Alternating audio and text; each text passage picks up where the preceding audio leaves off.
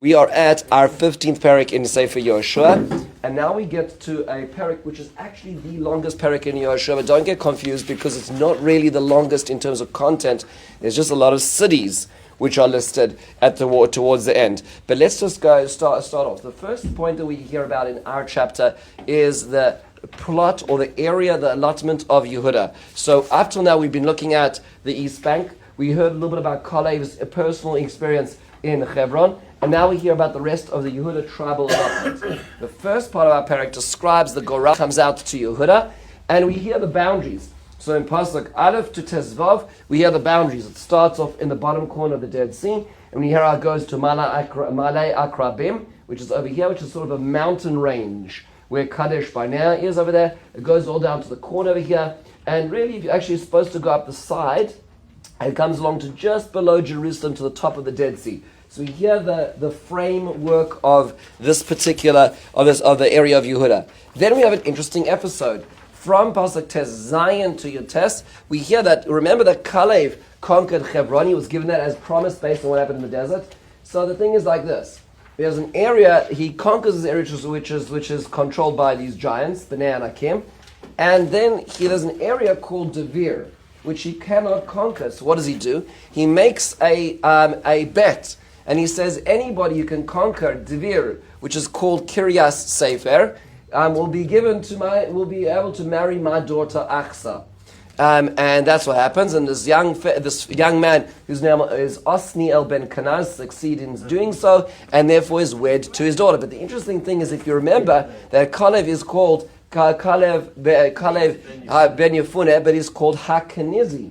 Kenizi means to say that actually his father's name is really Knaz, which means if Osniel Ben Knaz means it's his brother. So it's in the family, right? Those shidduch, they knew each other from the Thanksgiving meals already, right? So they already knew each other quite well. So it was fun. But it turns out that Osniel was the one who succeeded. He marries her, and she's a very canny young woman. So she says to her fiance, she says, "Listen, Dad has only allotted us a very limited property, right? So why don't you go back to him now that you're in his good books and ask for more land, right?"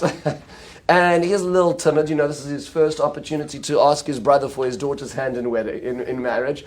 So she goes and she makes the request, and she asks what's called gulos ilis tachtit. She wants the irrigated land from the top and the bottom, and she succeeds. And she's always seen as this interesting son of sort of like this very forward woman. She's making sure that her family is going to be taken care of. She's not going to be timid. And then we go to the rest of the perek. The rest of the perek seems to be a monotonous list of cities. And what it does is, I think it's important just to divide it up, is it divides up the area of Yehuda into a few sections. There's the south area called the Negev. What does the word Negev actually mean? Yeah. Dry. So Naguv means dry, right? Interesting is Naguv, right? So Negev is actually because it's cleaned out, it's dry. This area, we hear all the cities here. Then we hear about the coastal plain of Yehuda and all the cities here. Then we hear about the mountain area, which is in the center over here, where it's elevated around Jerusalem. And then we hear about the desert, which is the area towards the Dead Sea. We hear about all the cities there. And it gives us a list of the cities in all those areas. If you want to see I just put the maps on page 3, just to get a sense of what it really looks like over there. You can see on the left-hand side, this is from the division of the land among the tribes, from the Holman Bible Atlas. You can see the Yehuda territory, but really, actually, more appropriately on the right, I think is actually a little bit from Wikimedia Commons, is a little more appropriate because you'll notice that the area of Philistia, the coastal plain, the Gaza area, is not in their control yet. Okay, so at this point in time, it's more wishful thinking. They're going to conquer Ashdod and Ashkelon, which are Philistine cities. They do not have them yet. This perhaps is a description of the cities they will have, not the cities they have quite yet. It's perhaps excluding the coastal plain to a large degree. If you want to, I gave the topographical map just for reference over here, so you can sort of see the different terrains even within Yehuda. I want to just stop to make the observation that when we take the lulav and the esrog on the arba minim on Sukkos, Rav Adin Steinsaltz makes the observation that each of those species comes from a different landscape. Do you notice that? So the lulav, actually, where do you find the date palms? Jordan Valley, that's desert, right? So you find the date palms in the desert. Where do you find the aravos, the willows?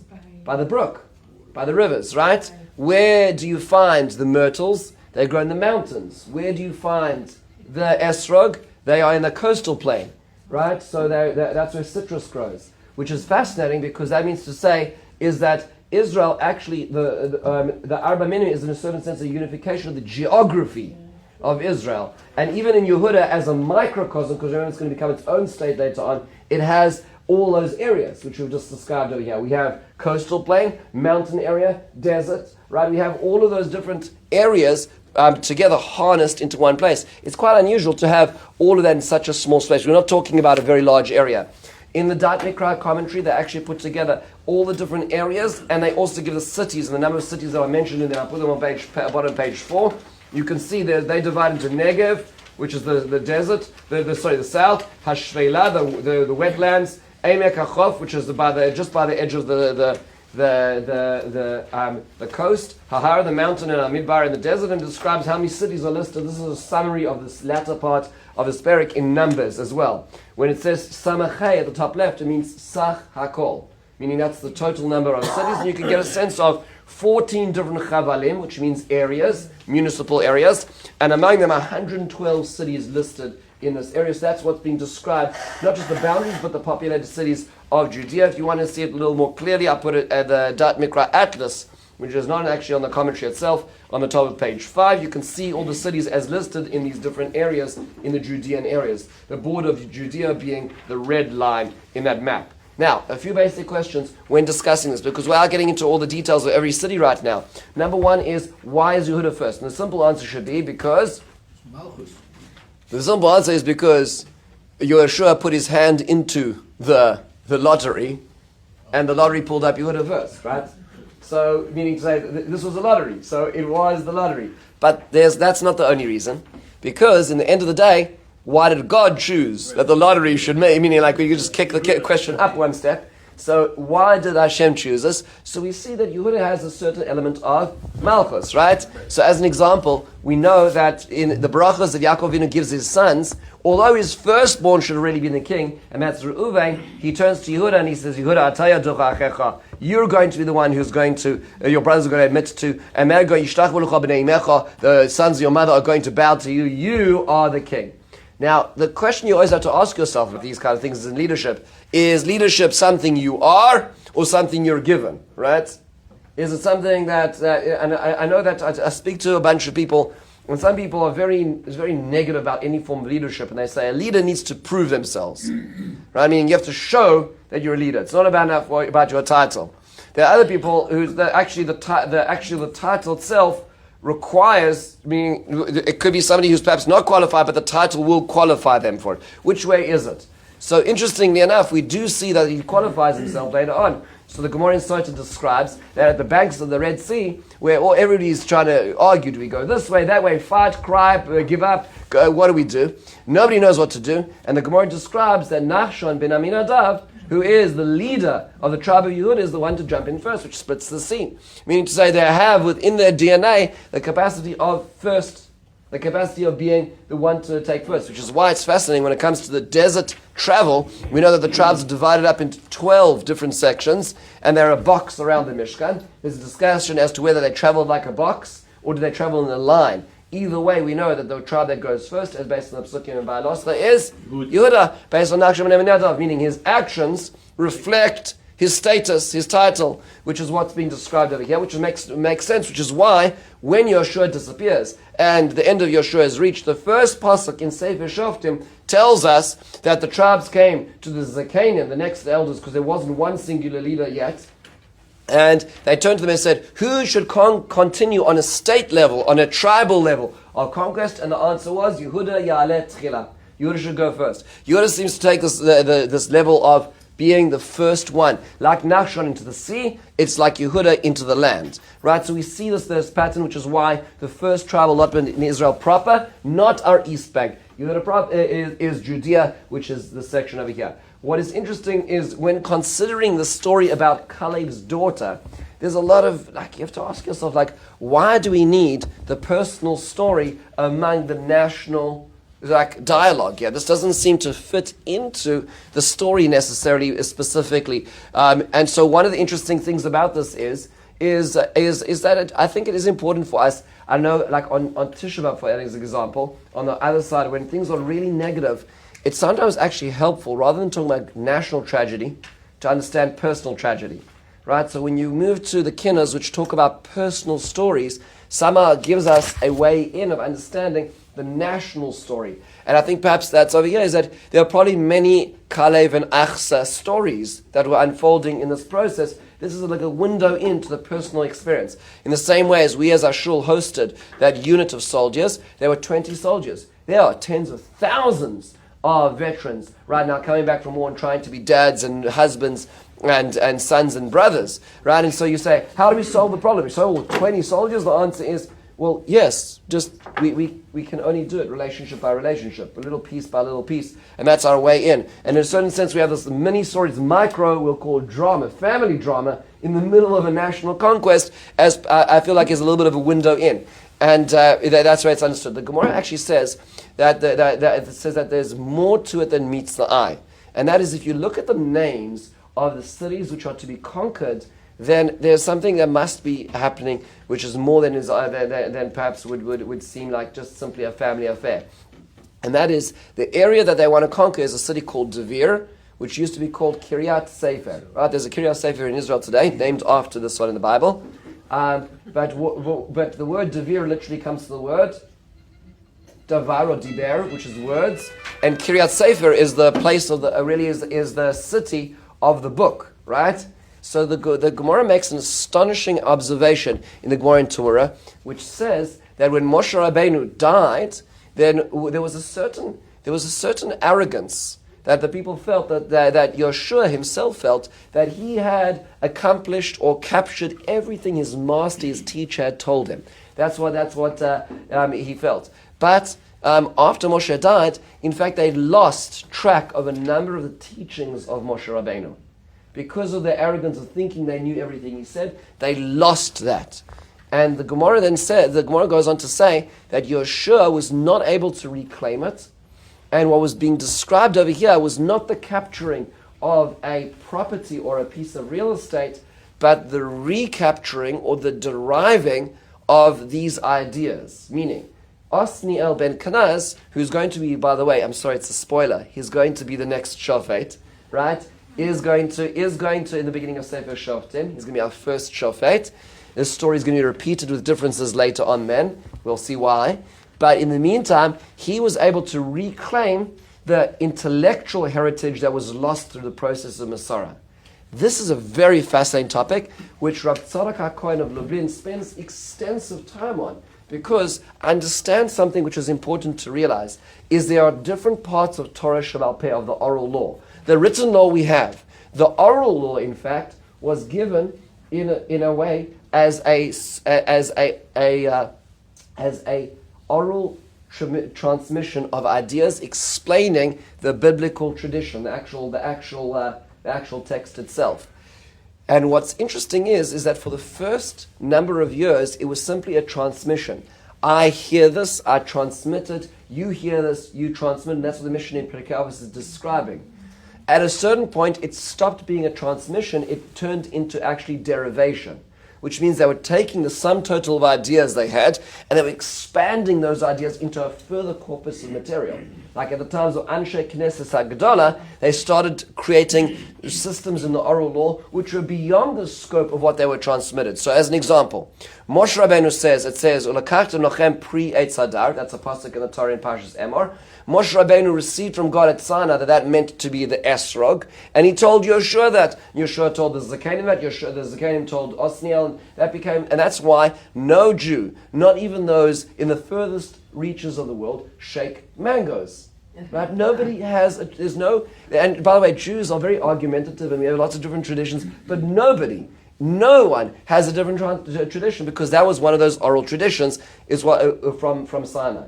But then there became the expansion, how we daven, what we say, the brachos we say, Chanukah, Purim. There are lots of extra things which they derived and expanded. That's the next part of the corpus of the oral Torah. What Rav Tzadok HaKohen of Lublin points out is that the seeds of that second part of the oral Torah starts here with Asniel ben Kenaz, where an oral tradition which should have been maintained was lost in transmission already in the first generation. This is what we call Yeridat Hadorat. Literally the lowering of each generation. And there's an allusion in this conquest over here to the notion of the reconquering via intellectual prowess. Meaning, he had to work to get to the idea which before was a transmission. And those are two very different ideas. Now you say, why here? Like, is this really germane to our topic of conquering the land of Israel? And so you'll see different Mefarshim who take different angles at that based on where they stay in the station of today's life. I just have to point this out. You can read many different Sfarim on here, and you'll see some who say, you see that the conquest of Israel is all about spiritual conquest. Meaning, if Osniel is going to be the judge and the leader, it's all because he studied Torah. You can understand the angle where that's going, right? Whereas there'll be others who will explain and say, no, here we have what's called Safra v'Saifa. In Aramaic, that means Safra is the book, the Sefer. Saifa is the sword. The Safra v'Saifa, the sword and the book, which is a different ideology in Israel, as an example, where you can go and study in yeshiva, and go out to the army and conquer, and come back to yeshiva. That's called Hesder, right? And it's fun, right? Which means to say is, embedded in this is, you see, there's extremes. There are some people who say, you see, all of ancient Israel was all military leaders. Yehoshua was a military leader. It's all military leaders. We will recreate Judaism like the Judaism of old with military leaders. That's one way of looking at things. And that's not correct. That's not correct because that's not the whole picture. Then there are other people who say, you see, Osniel ben Kenaz, he was a Rosh Yeshiva. He had like a kapota, right? He had a big black hat and a long grey beard, and he went around and he learned Gemara, and that's how all the cities fell. And that's also not correct, right? Meaning to say, the point is over here is that the Tanakh is trying to create from us a more complex picture of what's happening over here. There was military conquest, and there was learning of Torah, and somehow they're connected. So it's important to appreciate the complexity of this, not to read your lifestyle into the text, right? It's important to appreciate that in the military conquest, there is spirituality. You can't remove military conquest, and you can't remove spirituality. You need both. And that seems to be part of the story over here. Two last points, which are really important. Please do go if you need to. And these we'll conclude with today, because I know our time is short. Here is the 2 points. If you count the first tally of cities, at the end of those psukim, it says there are 29 cities. But if you actually count them, you will see there are 38 cities. We're not going to go through it right now, but if you look in Pasuk Lamed Beis, in the 32nd Pasuk, which ends with the description of the first swath of cities, it says there's 29, but in fact there are 38. You ask yourself, why are there an extra 9? And the answer is because there were 9 extra cities which belonged to the tribe of Shimon, which did not belong to the tribe of Yehuda. If you go back to the map picture that I put on the 3rd page, you will notice that in both those maps describing the territory of Yehuda, you have a landlocked tribe of Shimon in the middle. We do not have the time today because I don't want to get into this topic, but why is it that Shimon is eclipsed? We're not going to see any division of land to Shimon. And in fact, even his land and cities are in a certain sense kept in the shadow. I'm going to leave that as a question now, which we'll come back to, Be'ezrat Hashem, in the due course when we finish the conquest, to ask about the missing tribes. But Shimon here is in a certain sense stooped in to Yehuda's portion. We have to figure out why. Finally, last question is at the very end of the perek. It describes all the cities they conquer. It describes how they conquered Jerusalem. But it says they could not conquer the main part of Jerusalem because of the Yevusi, the Jebusites who lived here. Why could they not conquer them? The most basic answer is because the Jebusites had stronger military capabilities and it was a walled city. That seems to be the most. They had their water sources covered. We'll get to it later on how they conquered the city in Shmuel, in Sefer Shmuel Beis. But in the meantime, it sounds like for the next few hundred years, Jerusalem remains a stronghold that they're not able to conquer. However, Rashi does point out that there's another reason. And that is that maybe these are not the Jebusites who are one of the 7 tribes who live in the land of Canaan. Maybe, in fact, these are in fact descendants of another nation, and that is the Philistines. And why is that important? Because maybe the name of Yevus actually is the name of the tower. That's the way the Rashi suggested. The name of the tower, or the protector tower in Jerusalem. Why is this relevant? Says Rashi, because they have a problem. There's a statute of limitation which has not run its course regarding an alliance between the children of Abraham and the children of the Philistines. If you go back to the end of Parshas Vayera, before the Akedah, there is an alliance made at the bequest of Avimelech, the king of the Plishtim, Li uleni ulenerti, a 3-generational binding bilateral peace accord, which was made between Abraham and the Philistines. And what is fascinating is that the Rashbam, in fact, Rabbeinu Shmuel, the grandson of Rashi, says the reason why Avraham Avinu was challenged with the Akedah is because he was questioned as followed by God. You think you can protect your children by making an alliance? How do you know you even have your children? Take up the Akedah, because you're not to make alliances with nations who need you. You need them? Okay. Don't allow them to make alliances to guarantee your national security. And that comes back to haunt us, because Jerusalem, apparently, says Rashi, based on the Medrash, is inhabited by the children, the later grandchildren of Avimelech, and therefore they do not have the right, because the peace accord stays. By the way, generally speaking with Jews, the peace accord is usually a unilateral.